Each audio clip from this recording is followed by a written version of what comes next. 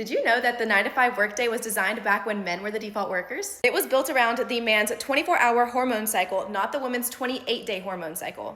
Men wake up and go to sleep every single day with about the same hormone level. But for women, our hormones shift every single morning. That's why some days we wake up and we feel like we could work a 12-hour shift and then run a marathon after and be great. And then other days it feels like we have to be drug out of bed. So let's do a quick overview of the 4 phases of a woman's cycle. First up, we're gonna talk about the follicular phase. This is when your body has just finished flushing everything out. You just had your period, so you're starting with like a clean slate.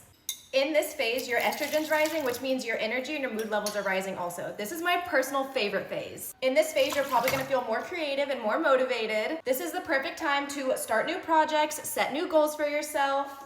Your body is literally in reset mode right now. All right, and then next up is the ovulation phase. This is when your ovaries release an egg and your body is literally telling you like, hey, we're ready to make a baby. In this phase, your estrogen is gonna be at its peak, which is also known as an LH surge. This is when your sex drive is gonna be highest, your energy is gonna be highest. You'll notice that you probably feel more social, more confident, more magnetic. And a little fun fact, men actually find women more attractive during this phase. All right, so now we're moving on to the luteal phase, which is my least favorite phase, the worst phase.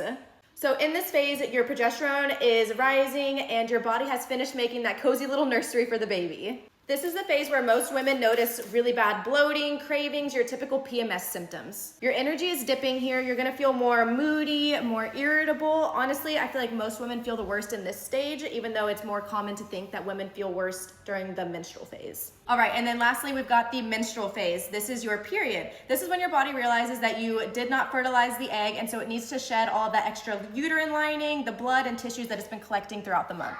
This is why you're bleeding and cramping. Your uterus is literally contracting to push all of that stuff out. Your energy is probably at its absolute lowest here. This is a great time to just kind of sit and relax. Don't do anything too crazy. Let your body reset and start right back over with the follicular phase. All right, so that is a really quick overview of the 4 phases of a woman's cycle. When you understand what's going on in your cycle, then you can start working with your body rather than against it.